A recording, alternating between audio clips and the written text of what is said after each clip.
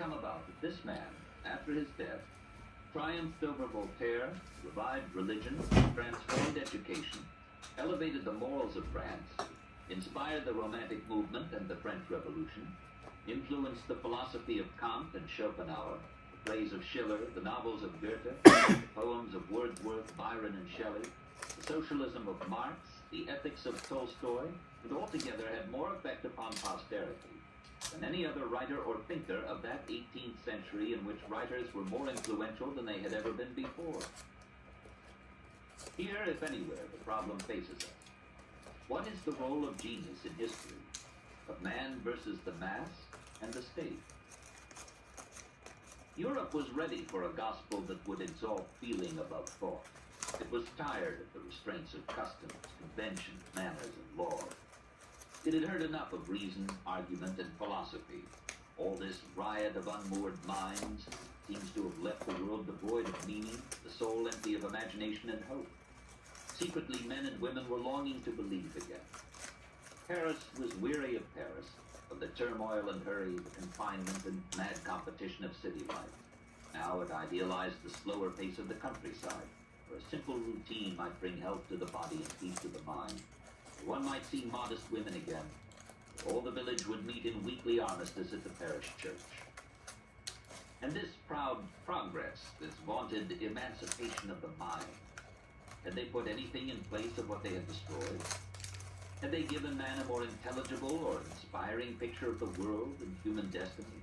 Had they improved the lot of the poor or brought consolation to bereavement or pain? Rousseau asked these questions, gave form and feeling to these sounds, and after his voice was stilled, all Europe listened to him. While Voltaire was being idolized on the stage and at the Academy in 1778, while Rousseau, berated and despised, hid in the obscurity of a Paris room, the age of Rousseau began. In the decline of his life, he composed the most famous of autobiographies, The Confessions. Sensitive to every criticism, suspecting Grimm, Diderot, and others of a conspiracy to blacken him in Paris salons and in the Memoir of Madame d'Épinay, he began in 1762, on the urging of a publisher, to write his own account of his history and character. All autobiography, of course, is vanity, but Rousseau, condemned by the church, outlawed by 3 states, and deserted by his closest friends, had the right to defend himself, even at great length. When he read some passages of this defense to gatherings in Paris, his foes secured a government ban on further public readings of his manuscript. Discouraged, he left it at his death with a passionate plea to posterity. Here is the sole human portrait, painted exactly after nature in all truth, that now exists or that will probably ever exist.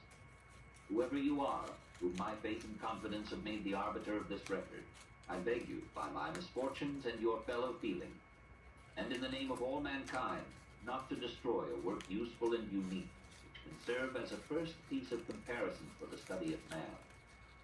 Not to take from the honor of my memory the only sure monument of my character that has not been disfigured by my enemies.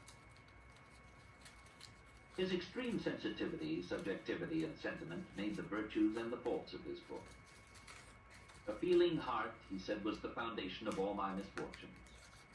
But it gave a warm intimacy to his style, a tenderness to his recollections, often a generosity to his judgments, that melt our antipathy as we read. Here everything abstract becomes personal and alive. Every line is a feeling. This book is the fountainhead of the Mississippi of introspective self-revelations that watered the literature of the 19th century. Not that the Confessions had no forebears, but even St. Augustine could not match the fullness of this self-denudation or its claim to truth. It begins with a burst of challenging eloquence. I am forming an enterprise which has had no example, and whose execution will have no imitator. I wish to show my fellow men a man in all the truth of nature, and this man shall be myself. Myself alone. I know my heart, and I am acquainted with men. I am not made like any of those who exist.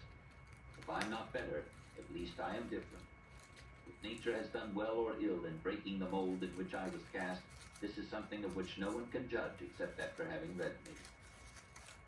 Let the trumpet of the last judgment sound when it will. I shall come, this book in hand, to present myself before the sovereign judge.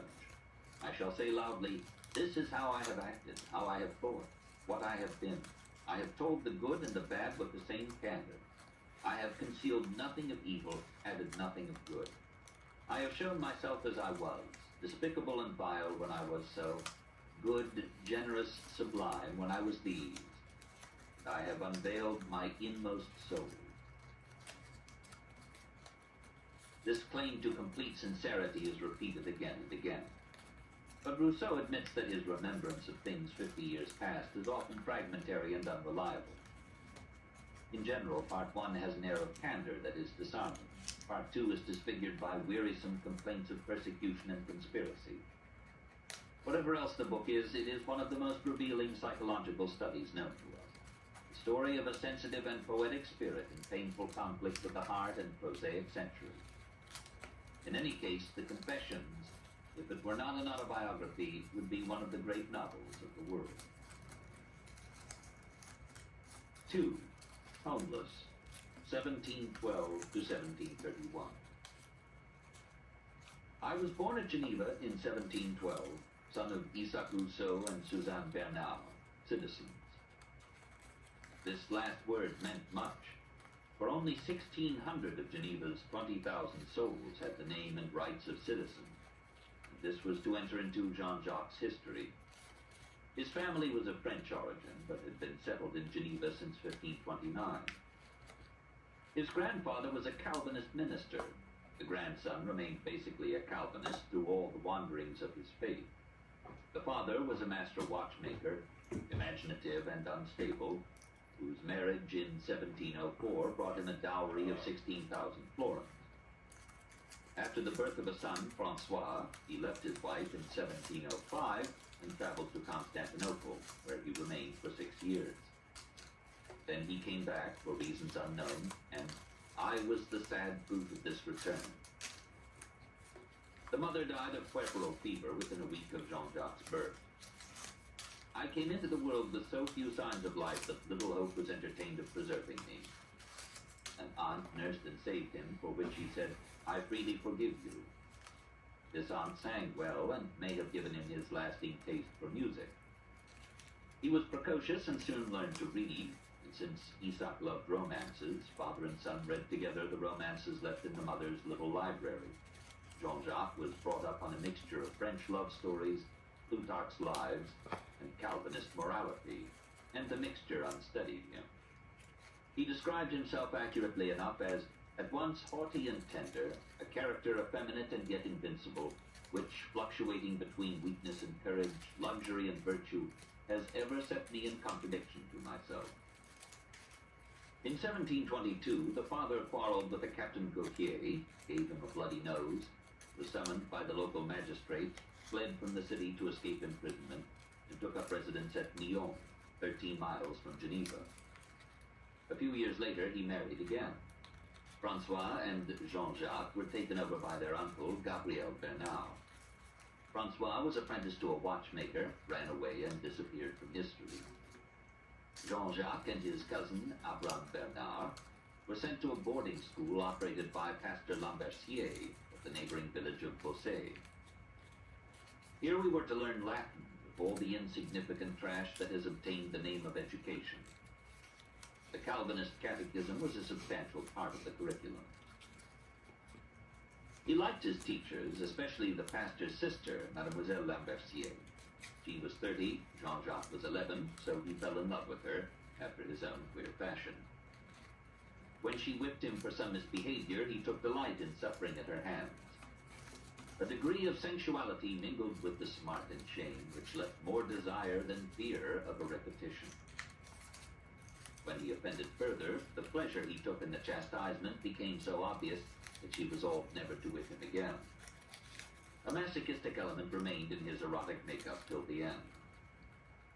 Thus I passed the age of puberty, with a constitution extremely ardent, without knowing or even wishing for any other gratification of the passions, what Miss Lambercier had innocently given me an idea of. And when I became a man, that childish taste, instead of vanishing, only associated with the other. This folly, joined to a natural timidity, has always prevented me from being very enterprising with women.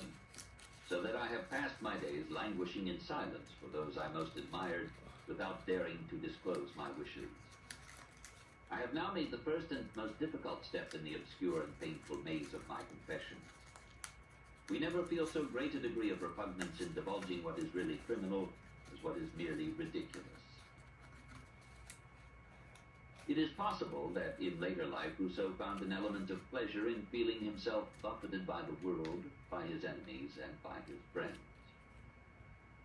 Next to Mademoiselle Lambercier's chastisements, he enjoyed the magnificent scenery that surrounded him. The country was so charming that I conceived a passion for rural life which time has not been able to extinguish. Those 2 years at Fossé were probably the happiest that he ever experienced, despite his discovery of injustice in the world. Punished for an offense that he had not committed, he reacted with lasting resentment. Thereafter he learned to dissemble, to rebel, to lie. All the vices common to our years began to corrupt our happy innocence. He never advanced further in formal or classical education. Perhaps his lack of balance, judgment, and self-control, and his subordination of reason to feeling were in part due to the early end of his schooling. In 1724, aged 12, he and his cousin were recalled to the Bernard household. He visited his father at Nyon, and there fell in love with a Mademoiselle Rousseau, who rejected him, and then with Mademoiselle Gouton, who, while she took the greatest liberties with me, would never permit any to be taken with her in return. After a year of vacillations, he was apprenticed to an engraver in Geneva. He liked drawing and learned to engrave watch cases, but his master beat him severely for some minor offenses and drove me to vices I naturally despised, such as falsehood, idleness, and theft. The once happy boy turned into a morose and unsociable introvert. He consoled himself with intense reading of books borrowed from a nearby library and with Sunday excursions into the countryside. On 2 occasions, he dallied so long in the fields that he found the city gates closed when he tried to return. He spent the night in the open, reported for work half-dazed, and received a special thrashing. On a 3rd such occasion, the memory of these beatings made him resolve not to return at all. Not yet 16, on March 15, 1728, without money and with nothing but the clothes on his back, he marched on to Pompignan in Catholic Savoy, some 6 miles away. There he knocked at the door of the village priest, Père Benoit de Pontbert. Perhaps he had been told that the old curé was so anxious to convert stray Genevans that he fed them well on the theory that a full stomach makes for an orthodox mind. He gave Jean-Jacques a good dinner and bade him go to Annecy. You will find a good and charitable lady whom the bounty of the king enables to turn souls from those errors she has happily renounced. This, Rousseau adds, was Madame de Baron, a new convert to whom the priests contrived to send those wretches who were disposed to sell their faith. With these she was in a manner constrained to share a pension of 2,000 francs bestowed upon her by the King of Sardinia. The homeless youth thought a part of that pension might be worth a mass. 3 days later, at Annecy, he presented himself to Madame Françoise Louise de la Tour, Baronne de Baron. She was 29, pretty, gracious, gentle, generous, charmingly dressed. There could not be a more lovely face, a finer neck, or handsome arms more exquisitely formed. Altogether, she was the best argument for Catholicism that Rousseau had ever seen. Born in Vevey of good family, he had been married quite young to Monsieur, later Baron de Baron of Lausanne. After some years of painful incompatibility, she left him, crossed the lake into Savoy, and won the protection of King Victor Amadeus, then at Evian. Domiciled at Annecy, she accepted conversion to Catholicism, with the conviction that if her religious ritual were correct, God would pardon her an occasional amour. Besides, she could not believe that the gentle Jesus would send men, surely not a beautiful woman, to everlasting hell. Jean-Jacques would gladly have stayed with her, but she was occupied. She gave him money and bade him go to Turin and receive instruction in the Hospice of the Holy Spirit. He was received there on April 12, 1728, and on April 21st he was baptized into the Roman Catholic faith. Writing 34 years later, 8 years after his return to Protestantism, he described with horror his experience in the hospice, including an attempt upon his virtue by a Moorish fellow catechumen. He imagined that he had approached conversion with revulsion, shame, and long delays. But apparently he adjusted himself to the conditions that he found in the hospice, for he remained there, uncompelled, over 2 months after being received into the Church of Rome. He left the hospice in July, armed with 26 francs. After a few days of sightseeing, he found work in a store to which he had been drawn by the good looks of the lady behind the counter. He fell in love with her at once. Soon he knelt before her and offered her a lifetime of devotion. Madame Basile smiled, but let him go no further than her hand. Besides, her husband was expected at any minute. My want of success with women, says Rousseau, has ever proceeded from my having loved them too well. But it was his nature to find greater ecstasy in contemplation than in fulfillment. He relieved his tumescence by that dangerous supplement which deceives nature and saves young men of my temperament from many disorders, at the expense of their health, their vigor, and sometimes their life. This practice, made hectic by terrifying prohibitions, may have played a secret role in promoting his irritability, his romantic fancies, his discomfort in society, his love of solitude. Here, the confessions are frank beyond precedent. My thoughts were incessantly occupied with girls and women, but in a manner peculiar to myself. These ideas kept my senses in a perpetual and disagreeable activity.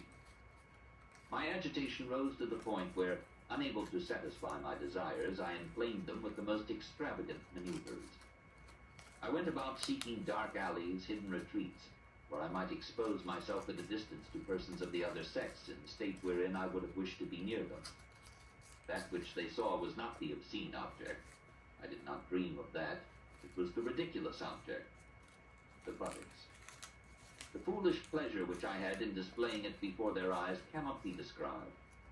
From this there was but a step to the desired treatment, whipping, and I do not doubt that some resolute woman in passing would have given me the amusement if I had had the audacity to continue. One day I went to place myself at the back of a court in which was a well where the young women of the house often came to fetch water. I offered to the girls a spectacle more laughable than seductive. The wisest among them pretended to see nothing. Others began to laugh. Others felt insulted and raised an alarm. Alas, no girl offered to beat him. Instead, a guardsman came with heavy sword and frightful mustache, followed by 4 or 5 old women armed with brooms. Rousseau saved himself by explaining that he was a young stranger of high lineage whose mind was deranged, but whose means might enable him later to reward their forgiveness. The terrible man was touched and let him go, much to the discontent of the old women.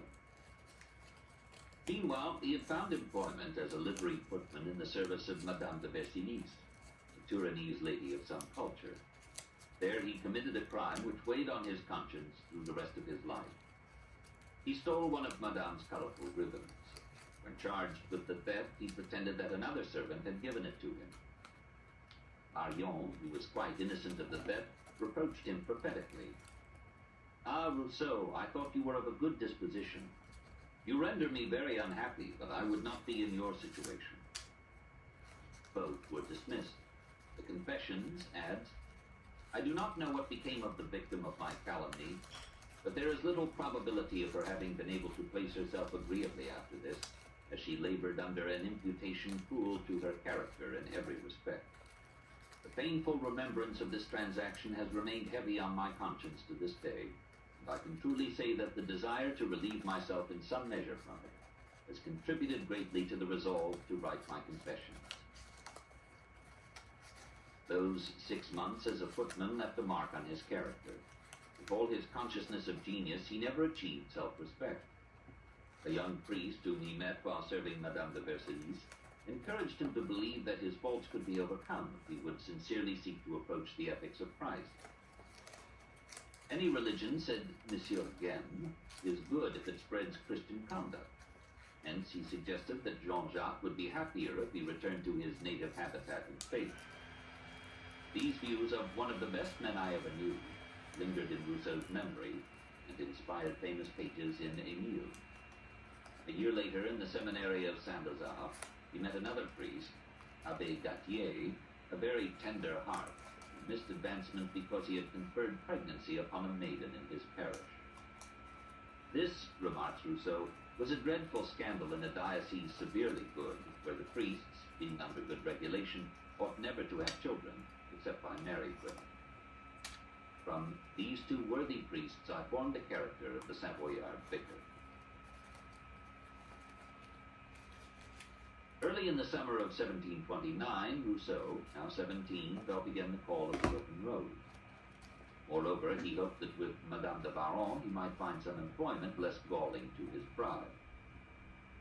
Along with a jolly Genevan lad named Butler, he marched from Turin to and through the Mont-Cenis pass of the Alps to Chambéry and Annecy. His romantic pen colored the emotions with which he approached Madame de Baron's dwelling.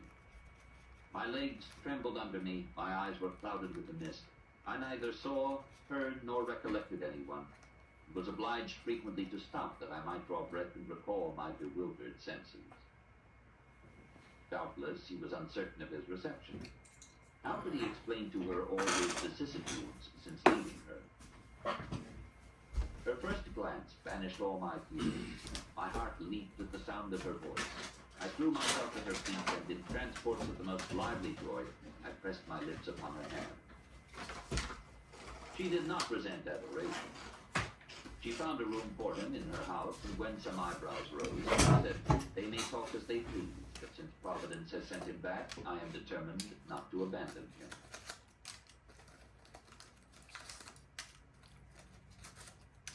Three, Maman, 1729 to 1740. He was intensely attracted to her, like any youth in proximity with a femme de 30 ans. He furtively kissed the bed on which she had slept, the chair she had sat on, nay, the floor itself when I considered she had walked there. Here we suspect that romance got the better of history. And he was furiously jealous of all who competed with him for her time. She let him purr, and called him petit chat, little cat, and enfant. Gradually he resigned himself to calling her maman. She employed him to write letters, keep her accounts, gather herbs, and help in her alchemical experiments. She gave him books to read: The Spectator, Pufendorf, Saint-Evremont, Voltaire's Henriade. She herself liked to browse in Bayle's Dictionnaire historique et critique. She did not let her theology discommode her. She enjoyed the company of Father Rowe, superior of the local seminary. It might be because he helped to lace her stays. While he was thus employed, she would run about the room this way or that as occasion happened to call her. Drawn by the laces, Monsieur le Supérieur followed grumbling, repeating at every moment, "Pray, madame, do stand still," the whole forming a scene truly diverting. It was perhaps this jolly priest who suggested that though Jean-Jacques gave every sign of stupidity, he might digest enough education to make him a village curé. Madame de Baron, glad to find a career for him, agreed. So in the fall of 1729, Rousseau entered the seminary of Saint-Lazare and prepared for priesthood. By this time he had become accustomed to Catholicism, even fond of it. He loved its solemn ritual, its processions, music, and incense, its bells that seemed to proclaim every day that God was in his heaven and that all was, or would be, right with the world. Besides, no religion could be bad that charmed and forgave Madame de Baron. But he had received so little formal education that he was first subjected to a concentrated course in the Latin language. He could not suffer its declensions, conjugations, and exceptions patiently. After 5 months of effort, his teachers sent him back to Madame de Baron with the report that he was a tolerably good lad, but not fit for holy orders. She tried again. Having observed his flair for music, she introduced him to Nicolas Lemaitre, organist at the Annecy Cathedral. Jean-Jacques went to live with him through the winter of 1729-30, consoled by being only 20 paces from Maman. He sang in the choir and played the flute. He loved the Catholic hymns. He He was well fed and happy. All went well except that Monsieur le Maître drank too much. One day, the little choir master quarreled with his employers, gathered his music in a box, and left Annecy. Madame de Baron bade Rousseau accompany him as far as Lyon. There, le Maître, overcome with delirium tremens, fell senseless in the street. Frightened, Jean-Jacques called the passers-by to his aid. He gave them the address which the music master was seeking, and then fled back to Annecy and Maman. The tenderness and truth of my attachment to her had uprooted from my heart every imaginable project and all the follies of ambition. I conceived no happiness but in living near her, nor could I take a step without feeling that the distance between us was increased. We must remember that he was still only 18 years old. When he reached Annecy, he found that Madame had left for Paris, and no one knew when she would return. He was desolate. Day after day, he walked aimlessly into the countryside, comforting himself with the colors of spring and the pretty chatter of doubtless amorous birds. Above all, he loved to rise early and watch the sun lifting itself triumphantly above the horizon. On one of these rambles, he saw two damsels on horseback, urging their reluctant mounts to ford a stream.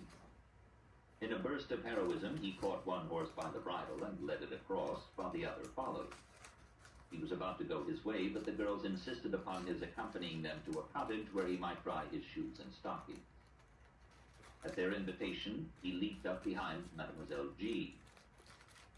When it became necessary to clasp her in order to hold myself on, my heart beat so violently that she perceived it.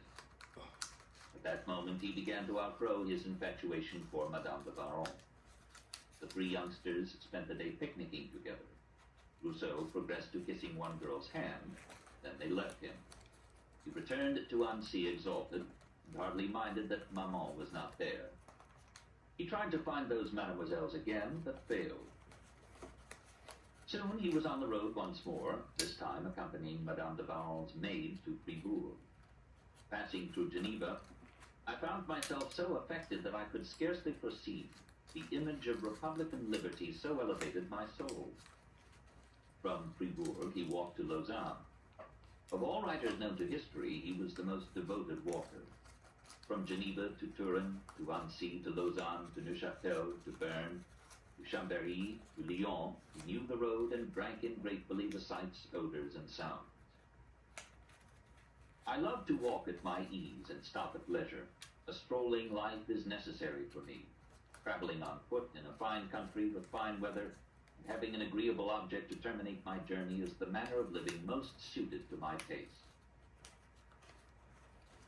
Uncomfortable in the society of educated men, shy and wordless before beautiful women, he was happy when alone with woods and fields, water and sky. He made nature his confidant, and in silent speech told her his loves and dreams.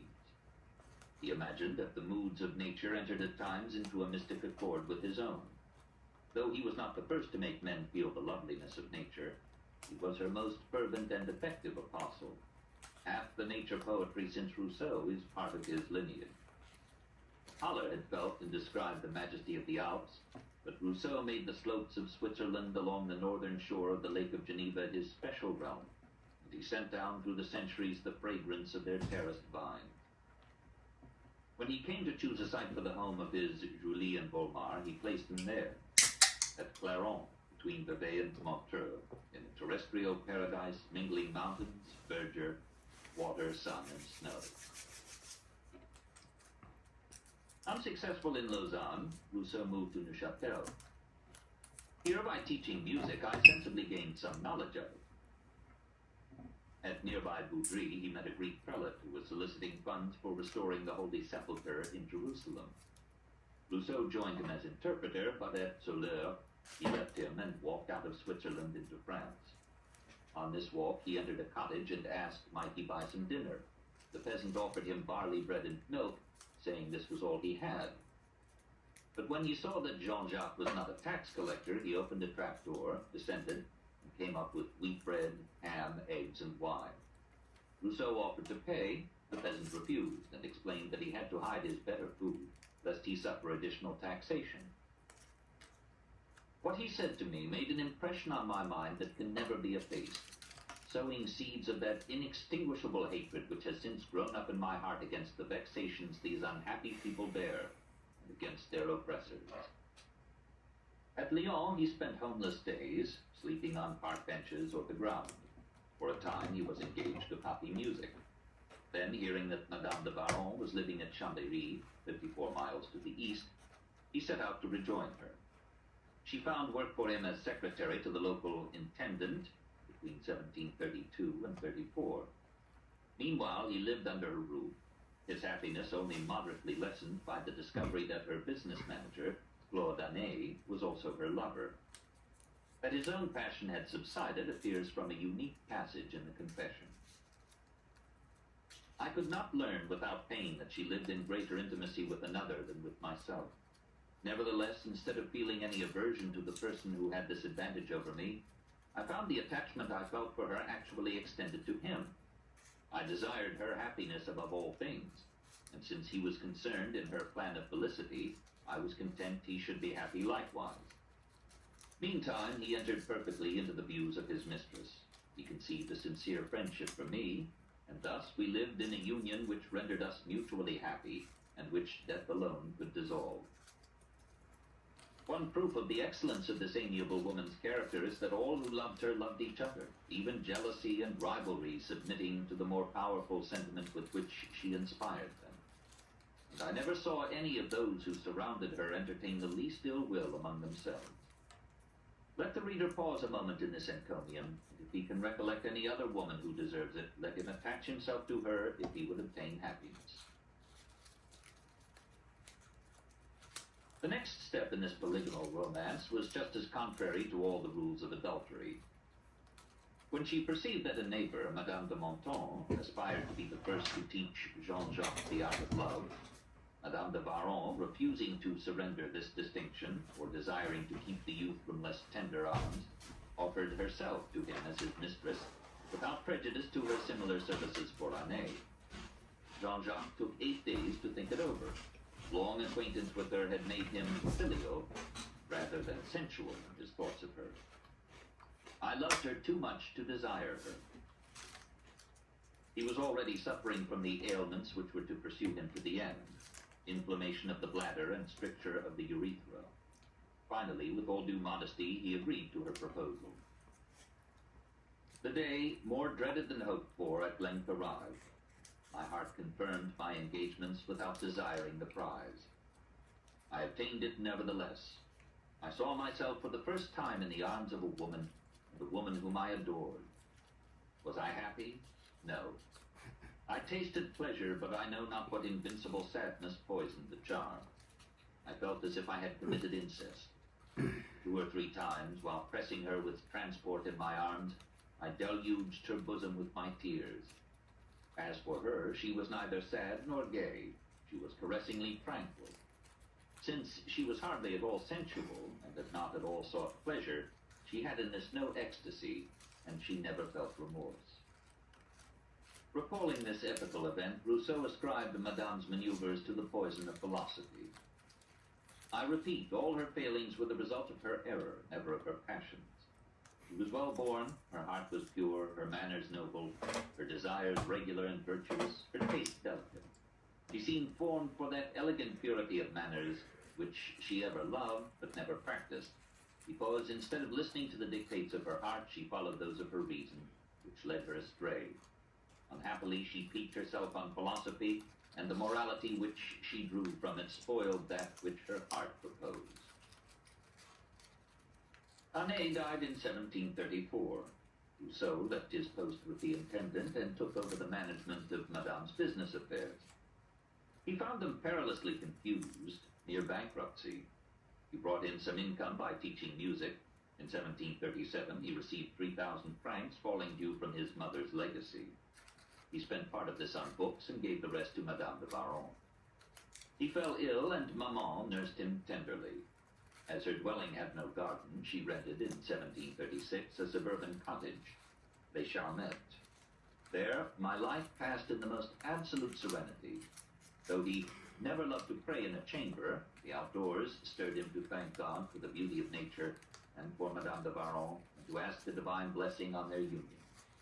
He was at this time firmly attached to the Catholic theology, with a somber Jansenist tinge. The dread of hell frequently tormented me. Bothered by the vapors, a then fashionable form of hypochondria, thinking that he had a polypus near his heart, he traveled by stagecoach to Montpellier. En route, he eased his melancholy by allegedly consummating a liaison with Madame de Larnage, mother of a 15-year-old girl, this in 1738. Returning to Chambéry, he found that Madame de Varron was trying a similar cure, having taken as her new lover a young wig-maker named Jean Bitzenried. Rousseau protested. She called him childish and assured him that there was room in her love for two Jeans. He refused to thus degrade her and proposed to resume his status quo ante as son. She professed consent, but her resentment at being so readily surrendered cooled her affection for him. He retired to Les Charmettes and took to philosophy. Now, for the first time, circa 1738, he became conscious of the Enlightenment breezes that were blowing from Paris and Cirey. He read some works of Newton, Leibniz, and Pope, and browsed in the maze of Bayle's Dictionnaire. He took up Latin again, made more progress by himself than formerly with teachers, and managed to read bits of Virgil, Horace, and Tacitus, and a Latin translation of Plato's dialogues. Montaigne, La Bruyère, Pascal, Fénelon, Prévost, and Voltaire came to him as a dizzy revelation. Nothing that Voltaire wrote escaped us. Indeed, it was Voltaire's books that inspired me with a desire to write elegantly, and caused me to endeavor to imitate the colorings of that author with whom I was so enchanted. Insensibly, the old theology that had been the frame of his thoughts lost its form and rigor, and he found himself entertaining without horror 100 heresies that would have seemed scandalous to his youth. An almost passionate pantheism replaced the God of the Bible. There was a God, yes, and life would be meaningless and unbearable without him, but he was not the external vengeful deity conceived by cruel and fearful men. He was the soul of nature, and nature was fundamentally beautiful, and human nature was basically good. On this and Pascal, Rousseau would build his philosophy. In 1740, Madame de Varron found a post for him as tutor to the children of Monsieur Bonneau de Mably, Grand Provost of Lyon. He parted from her with no reproach on either side. She prepared his wardrobe for the trip and wove some garments for it with her own once entrancing hands. 4. Lyon, Venice, Paris, 1740 to 49. The Mably family was a new intellectual stimulus for Rousseau. The provost was the eldest of 3 distinguished brothers. One was the almost communist Gabriel Bonneau de Mably. Another was the almost materialist Abbé Etienne Bonneau de Condillac. And Rousseau met all 3. Of course, he fell in love with Madame de Mably, but she was gracious enough to take no notice of it, and Jean-Jacques had to mind his business of educating her 2 sons.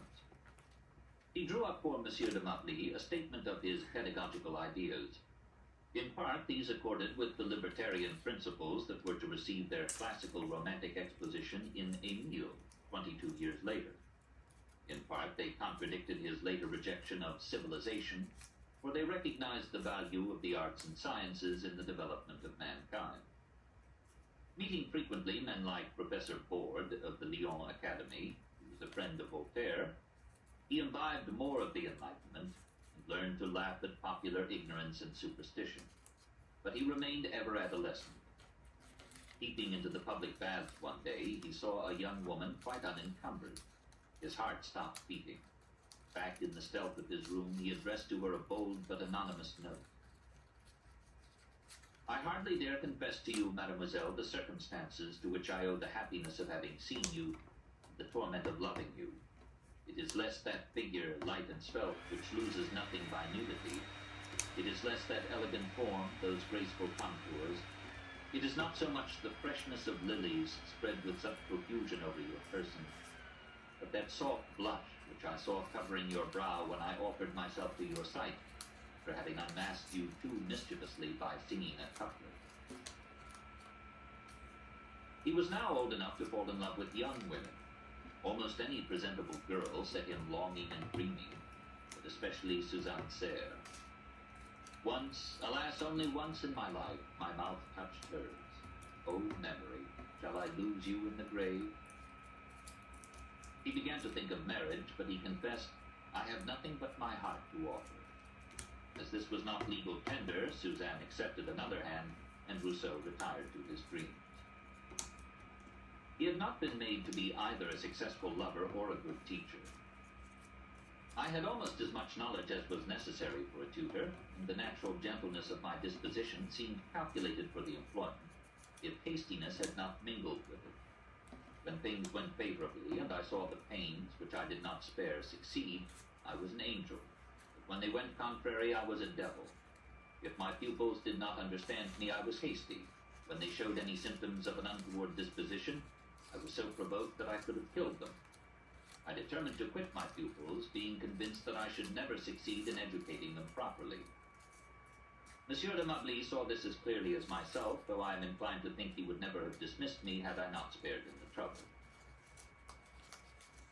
So, sadly resigning or gently dismissed, he took the diligence back to Chambéry, seeking again the solace of Maman's arms. She received him kindly and gave him a place at her table with her paramour. He was not happy in the situation. He buried himself in books and music, and contrived a system of musical notation that used figures instead of notes. When he resolved to go to Paris and submit his invention to the Academy of Sciences, everybody applauded his resolution. In July 1742, he returned to Lyon to seek letters of introduction to notables in the capital. The Mablys gave him letters to Fontenelle and the Comte de Caylus, and Borde introduced him to the Duc de Richelieu. From Lyon, he took the public coach to Paris, dreaming of greatness. France was at this time engaged in the War of the Austrian Succession, 1740 to 48. But as the conflict was fought on foreign soil, Paris went on with its life of gilded gaiety, intellectual agitation, theaters mouthing Racine, salons sparkling with heresy and wit, bishops reading Voltaire, beggars competing with prostitutes, hawkers crying their wares, artisans sweating for bread. Into this maelstrom came Jean-Jacques Rousseau, aged 30, in August 1742, with 15 livres in his purse. He took a room in the Hôtel Saint-Quentin, Rue des Cordeliers, near the Sorbonne. A vile street, a miserable hotel, a wretched apartment. On August 22nd, he presented to the Academy his projet concernant de nouveaux signes pour la notation musicale. The savants rejected his project with handsome compliments. Rameau explained, "Your signs are very good, but they are objectionable on account of their requiring an operation of the mind, which cannot always accompany the rapidity of execution. The position of our notes is described to the eye without the concurrences of this operation." Rousseau confessed the objection to be insurmountable. Meanwhile, his letters of introduction had given him access to Fontenelle, who, now 85, was too cautious of his energy to take him seriously, and to Marivaux, who, though busy with success as both novelist and dramatist, read Rousseau's manuscript comedy Narcisse, suggested improvements. The newcomer met Diderot, who 1 year younger than Jean-Jacques had as yet published nothing of importance.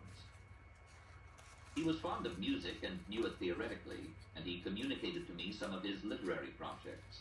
This soon formed between us a more intimate connection, which lasted 15 years, and which probably would still exist were not I, unfortunately, of the same profession as himself.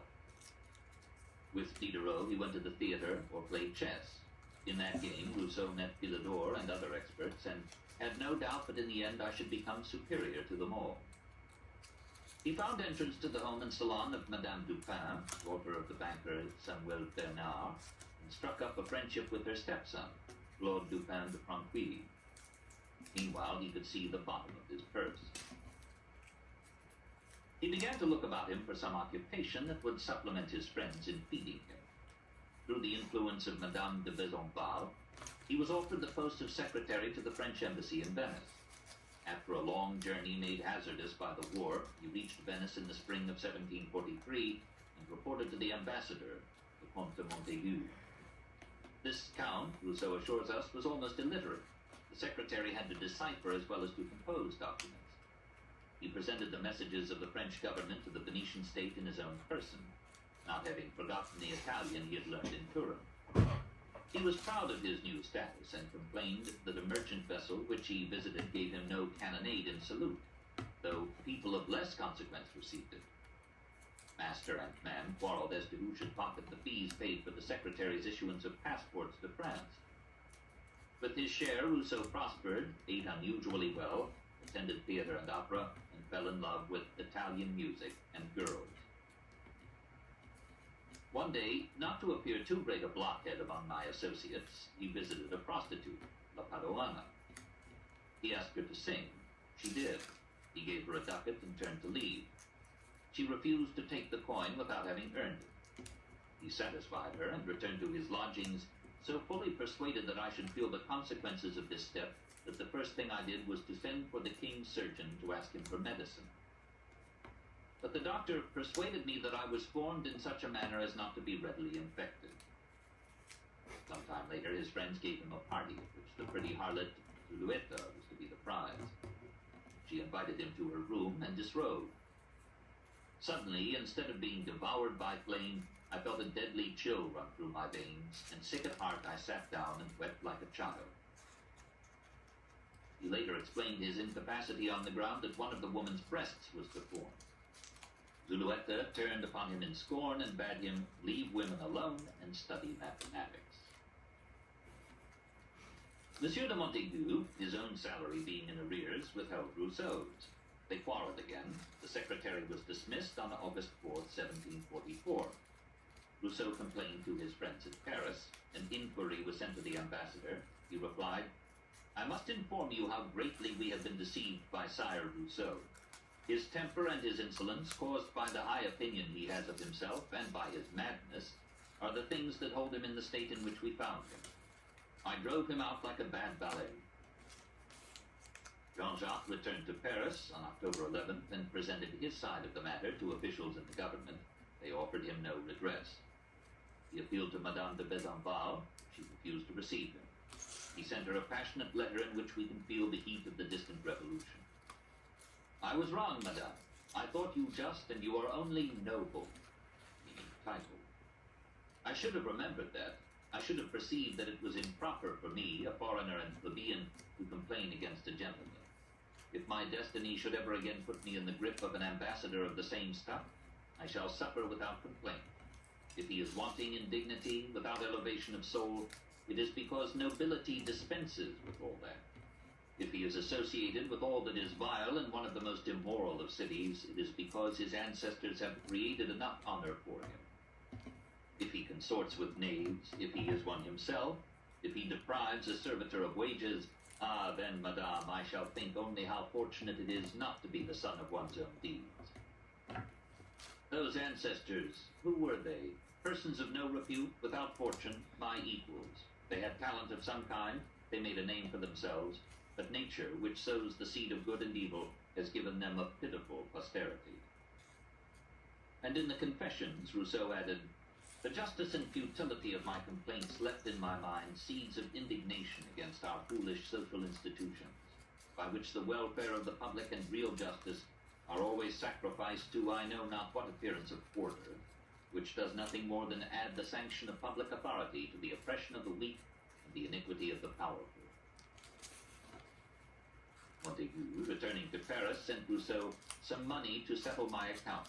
I received what was offered me, paid all my debts, and remained as before, with not a franc in my pocket. Re-established at the Hôtel Saint-Quentin, supported himself by copying music. When the current Duc d'Orléans, hearing of his poverty, gave him music to copy in 50 louis, Rousseau kept 5 and returned the rest as overpayment. He earned too little to support a wife, but he thought that with stoic economy he could afford a mistress. Among those who ate at his table in the Hôtel Saint-Quentin were the landlady, some impecunious abbés, and a young woman who served the hotel as laundress or seamstress. Thérèse Levasseur was as timid as Jean-Jacques and as conscious though not so proud of poverty. When the abbés teased her, he defended her. She came to look upon him as her protector. Soon they were in each other's arms. This in 1746. I began by declaring to her that I would never either abandon or marry her. She confessed that she was not a virgin, but assured him that she had sinned only once and long ago. He forgave her magnanimously, assuring her that a virgin 20 years old was a rarity in Paris in any case. She was a simple creature, devoid of all charm, free of all coquetry. She could not talk philosophy or politics like a salonière, but she could cook, keep house, and put up patiently with his strange moods and ways. Usually he spoke of her as his housekeeper, and she spoke of him as my man. He rarely took her with him on visits to his friends, for she remained permanently adolescent mentally, as he remained permanently adolescent morally. I at first tried to improve her mind, but in this my pains were useless. Her mind is as nature formed it. It was not susceptible of cultivation. I do not blush in acknowledging she never knew how to read well, although she writes tolerably. She could never enumerate the 12 months of the year in order, or distinguish one numeral from another, notwithstanding all the trouble I took endeavoring to teach her.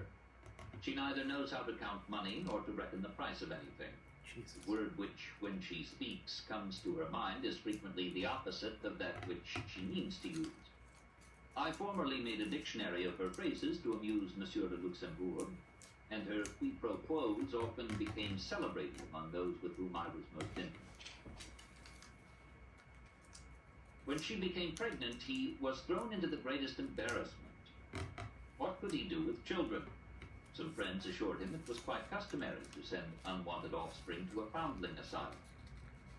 When the infant came, this was done over Thérèse's protests, but with the cooperation of her mother, this in 1747. In the next 8 years, 4 other children came and were disposed of in the same way. Some skeptics have suggested that Rousseau never had any children and that he invented this story to hide his impotence, but his many apologies for this shirking of responsibility make this theory improbable. He privately confessed his behavior in this matter to Diderot, Grimm, and Madame d'Épinay. He implicitly acknowledged it in Émile. He raged against Voltaire for making it public. In the confessions, he admitted it explicitly and expressed remorse. He was not made for family life, being a skinless mass of nerves, a wanderer in body and soul. He missed the sobering care of children and never quite became a man.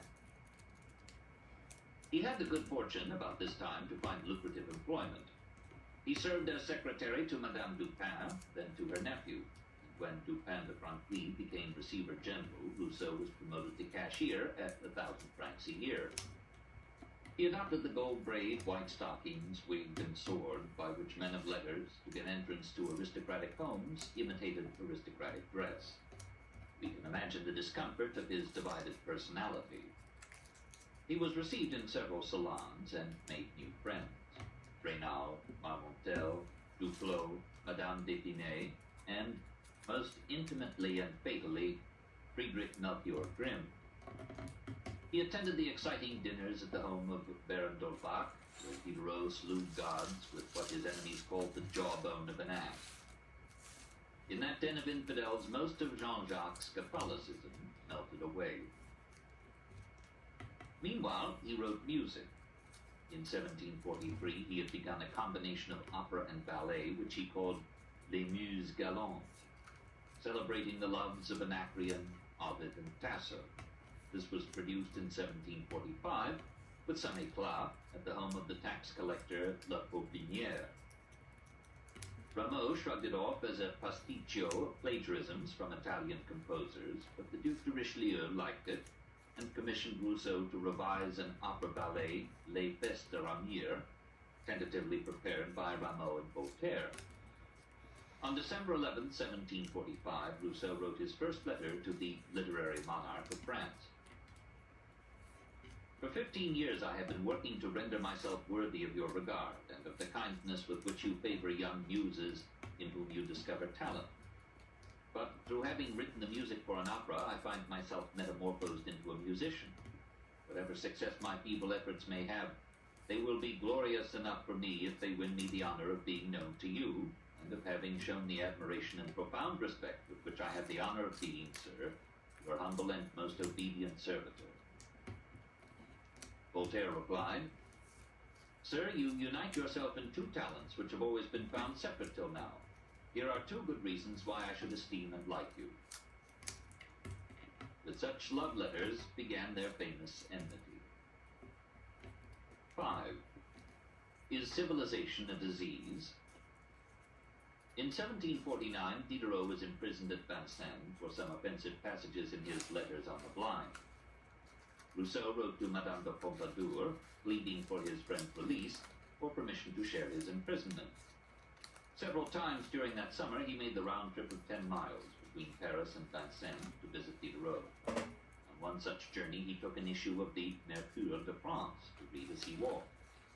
So he came upon the announcement of a prize offered by the Academy of Dijon for the best essay on the question, Has the restoration of the sciences and the arts contributed to corrupt or to purify morals? He was tempted to compete, for he was now 37 years old, and it was time he should make a name for himself.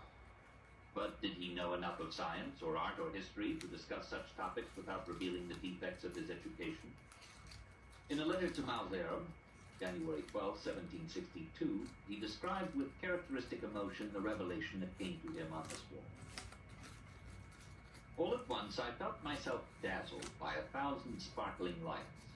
Crowds of vivid ideas thronged into my mind with a force and confusion that threw me into unspeakable agitation. I felt my head whirling in a giddiness like that of intoxication. A violent palpitation oppressed me. Unable to walk for difficulty in breathing, I sank down under one of the trees by the road and passed half an hour there in such a condition of excitement that when I rose I saw that the front of my waistcoat was all wet with tears. If ever I could have written a quarter of what I saw and felt under that tree, with what clarity I should have brought out all the contradictions of our social system. With what simplicity I should have demonstrated that man is by nature good, and that only our institutions have made him bad.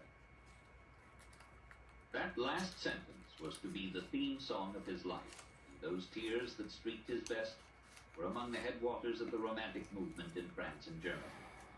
Now he could pour out his heart against all the artificiality of Paris, the corruption of its morals, the insincerity of its fine manners, the licentiousness of its literature, the sensuality of its art, the snobbishness of class divisions, the callous extravagance of the rich financed by exactions from the poor, the desiccation of the soul by the replacement of religion with science, of feeling with logic.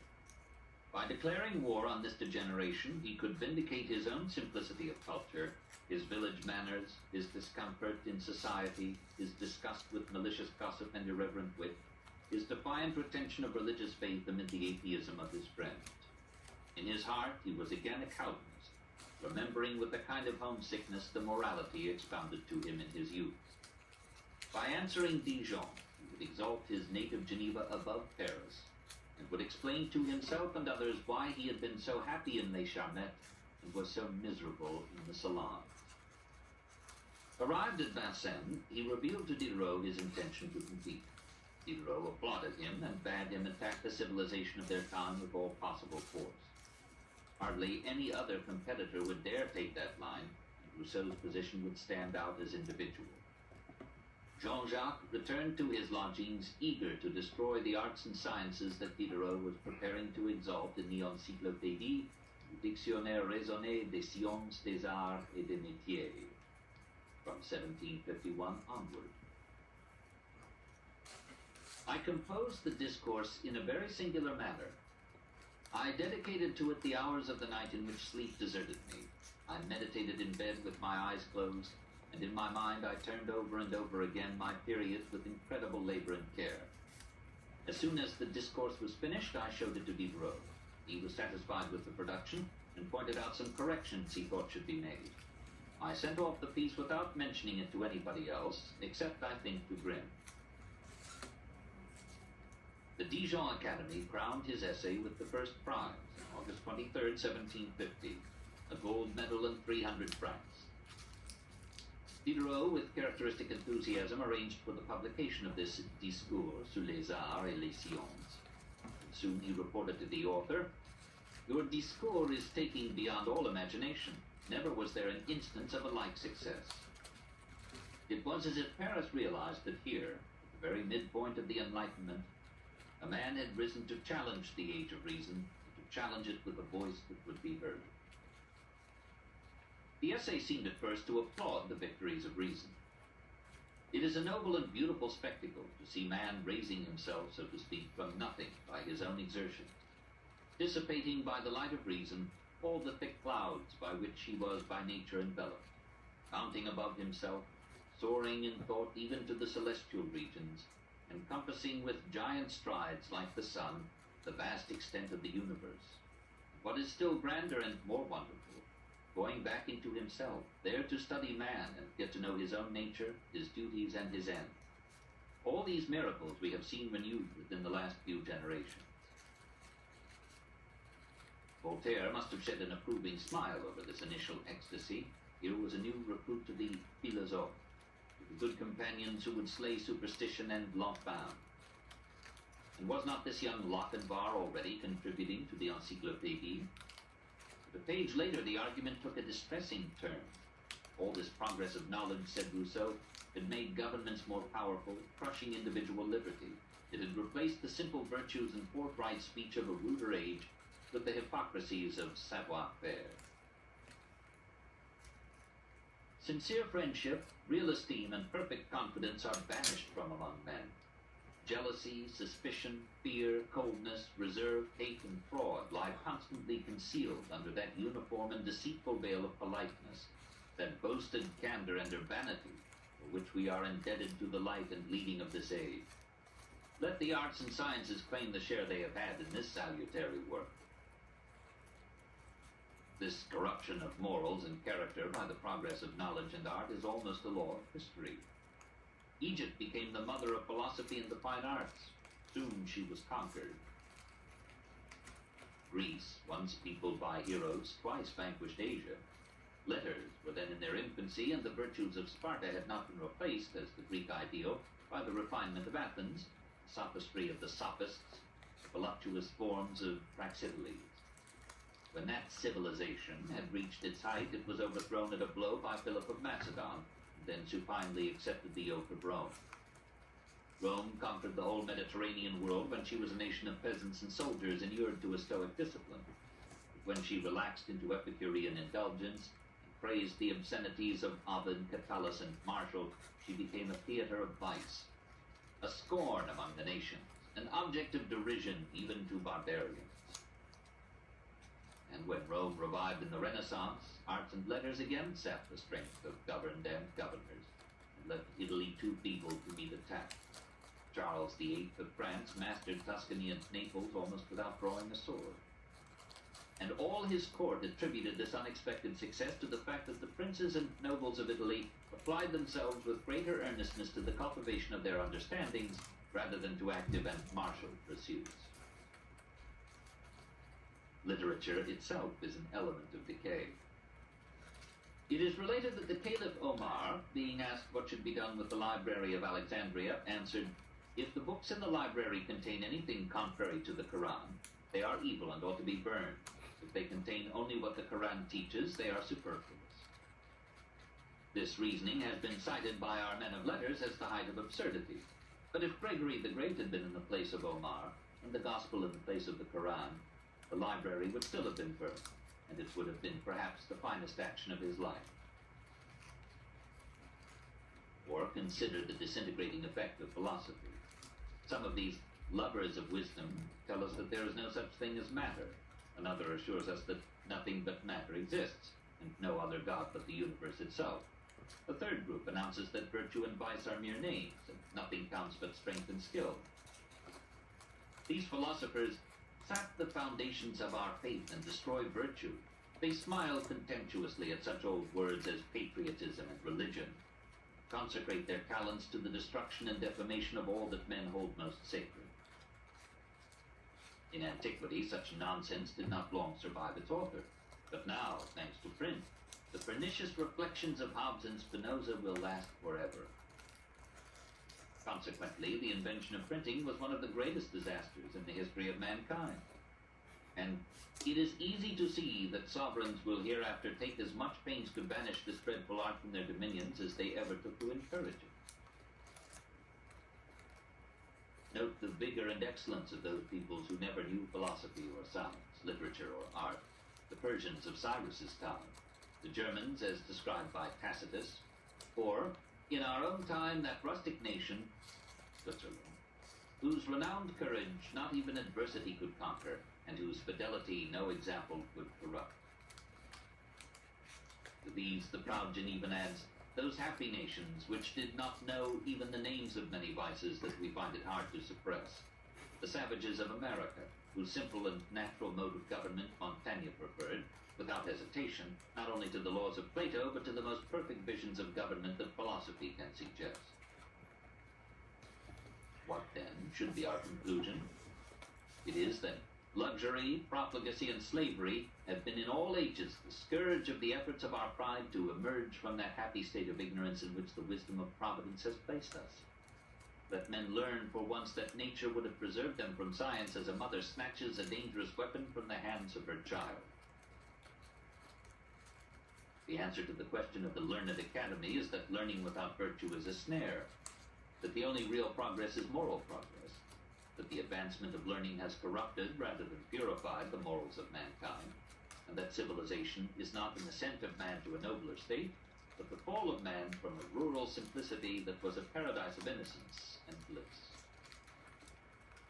Toward the end of the discourse, Rousseau checked himself and looked with some trepidation at the shambles of science, art, literature, and philosophy that he had left in his wake. He recalled that his friend Diderot was preparing an encyclopedia dedicated to the progress of science. Suddenly he discovered that some philosophers, for example Bacon and Descartes, were sublime teachers. He proposed that living specimens of the breed should be welcomed as counselors by the rulers of states. Had not Cicero been made consul of Rome, and the greatest of modern philosophers been made chancellor of England? Perhaps Diderot had slipped these lines in, but Jean-Jacques had the last word. As for us, ordinary men upon whom heaven has not been pleased to bestow such great talents, let us remain in our obscurity. Let us leave to others the task of instructing mankind in their duty, and confine ourselves to the discharge of our own. Virtue, sublime science of simple minds, are not your principles graven upon every heart? Need we do more to learn your laws than listen to the voice of conscience? This is the true philosophy with which we must learn to be content. Paris did not know whether to take this discourse seriously or to interpret it as a mischievous essay in hyperbole and paradox, tongue-in-cheek. It was said by some, Rousseau tells us, that he did not believe a word of it. Diderot, who believed in science but fretted under the restraints of convention and morality, apparently approved of Rousseau's exaggerations as a needed chastisement of Parisian society. And members of the court applauded the essay as a long-deserved rebuke to insolent and subversive philosophers. There must have been many sensitive spirits who were, like this eloquent author, ill at ease in the babble and sparkle of Paris. Rousseau had expressed a problem that appears in every advanced society. Are the fruits of technology worth the haste, strains, sights, noises, and smells of an industrialized life? Does enlightenment undermine morality? Is it wise to follow science to mutual destruction, and philosophy to disillusionment with every fortifying hope? A dozen critics rose to the defense of civilization. Ford of the Lyon Academy, Lacan of the Rouen Academy, Formet of the Berlin Academy, and not least the genial Stanislas Leszczynski, once King of Poland, now Duke of Lorraine. Scholars pointed out that the diatribe merely enlarged the doubts that Montaigne had voiced in his essay on Hamilton. Others heard the voice of Pascal retreating from science to religion, and of course 1,000 doctors and saints had long since condemned civilization as a disease or a sin. Theologians could claim that the innocence and happiness of the state of nature, from which in Rousseau's theory man had lapsed, was only the Eden story retold. Civilization took the place of original sin as causing the fall of man. In both cases, the desire for knowledge had ended bliss. Sophisticates like Voltaire wondered that a man 37 years old should have written such a juvenile Jeremiad against the achievements of science, the boon of good manners, and the inspirations of art. Artists like Boucher might well have squirmed under Rousseau's lash, but artists like Chardin and Latour could have charged him with indiscriminate generalization. Soldiers smiled at the tender musician's exaltation of martial qualities and perpetual readiness for war. Rousseau's friend Grimm protested against any return to nature.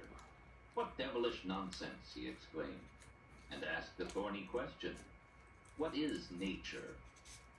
Bayle had remarked, "There is scarcely a word that is used more vaguely than nature. The conclusion is not certain that because this comes from nature, therefore this is good and right. We see in the human species many very bad things, although it cannot be doubted that they are the work of nature." Rousseau's conception of primitive nature was, of course, a romantic idealization.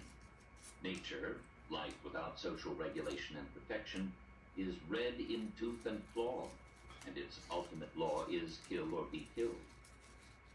The nature that Jean-Jacques loved, as in Bébé or Clairon, was a nature civilized, tamed and refined by man. In truth, he did not want to go back to primitive conditions with all their filth, insecurity, and physical violence. He wished to return to the patriarchal family cultivating the soil and living on its fruits. He longed to be freed from the rules and restraints of polished society and from the classic style of moderation and reason. He hated Paris and yearned for Les Charmettes. Toward the end of his life, in Les Rêveries d'un Promeneur Solitaire, he idealized his maladaptation. "I was born the most confiding of men, and for 40 years together never was this confidence deceived for a single time. Falling suddenly among another order of persons and things, I slipped into 1,000 snares. Once convinced that there was nothing but deceit and falsity in the grimacing demonstrations which had been lavished upon me, I passed rapidly to the other extreme. I became disgusted with men. I have never been truly accustomed to civil society, where all is worry, obligation, duty, and where my natural independence renders me always incapable of the subjections necessary to whoever wishes to live among men." And in the Confessions, he bravely admitted that this first discourse, though full of force and fire, was absolutely wanting in logic and order. "Of all the works I ever wrote, it is the weakest in reasoning and the most devoid of number," meaning prose rhythm, "and harmony." Nevertheless, he replied vigorously to his critics and reaffirmed his paradoxes. He made an exception as a courtesy to Stanislas. On second thought, he decided not to burn the libraries or close the universities and academies. All we should gain by this would be to plunge Europe once more into barbarism. And when men are corrupted, it is better for them to be learned than ignorant. But he recanted no item in his indictment of Parisian society. To mark his withdrawal from it, he discarded sword and gold braid and white stockings, and dressed in the simple garb and smaller wig of the middle class. "Thus," said Marmontel, "from that moment he chose the role he was to play and the mask he was to wear." If it was a mask, it was so well and persistently worn that it became part of the man and changed the face of history. 6. Paris and Geneva, 1750 to 54. In December 1750, Rousseau suffered so severely from his bladder ailment that he was confined to his bed for 6 weeks. This misfortune increased his tendency to melancholy and privacy. His rich acquaintances sent him their own physicians, but the medical science of the time had not equipped them to help him. The more I submitted to their direction, the yellower, thinner, and feebler I became. My imagination presented to me on this side of the tomb nothing but continued sufferings from the gravel, stone, and retention of urine. Everything which gave relief to others, tisons, baths, and bleeding, increased my tortures. Early in 1751, Thérèse presented him with the third child, which followed its predecessors to the foundling asylum. He later explained that he was too poor to bring up children, that they would have been ruined by being reared by the Levasseurs, and that they would have played havoc with his work as a writer and a musician. His sickness had compelled him to resign his position and income as cashier for Durant de Franqueuil. Henceforth, he supported himself chiefly by copying music at 10 sous the page. Through the negligence of Diderot or the parsimony of the publishers, Rousseau received nothing from the sale of his discourse. His music proved more profitable than his philosopher. On October 18, 1752, through Duclos' influence, Rousseau's operetta, Le Devin du Village, was presented before King and Court at Fontainebleau, and with such success that it was repeated there a week later. A performance for the public in Paris on March 1, 1753, won a wider acclaim, and the retiring author found himself again a celebrity. The little intermède, for which Rousseau had written both words and music, was almost an obligato to the discourse. The shepherdess Colette, saddened by the flirtations of Colin with urban demoiselles, is instructed by the village soothsayer to win him back by flirtations of her own. Colin, jealous, returns, and together they sing ballads praising rural as against city life. Rousseau attended the premiere and was almost reconciled to society. There is no clapping before the king, therefore everything was heard, which was advantageous to the author and the piece. I heard about me the whispering of women, who appeared as beautiful as angels. They said to one another in a low voice, "This is charming, this is ravishing. There is not a sound that does not go to the heart." The pleasure of giving this emotion to so many amiable persons moved me to tears, and these I could not restrain in the first duet when I observed that I was not the only person who wept. That evening, the Duc d'Aumont sent him word to come to the palace the next morning at 11 to be presented to the king, and the messenger added that the king was expected to give the composer a pension. But Rousseau's bladder vetoed the plan. Will it be believed that the night of so brilliant a day was for me a night of anguish and perplexity? My first thought was that after being presented I should frequently want to retire. This had made me suffer very considerably at the theater, and might torment me the next day when I should be in the gallery or in the king's apartment, amongst all the great, waiting for the departure of his majesty.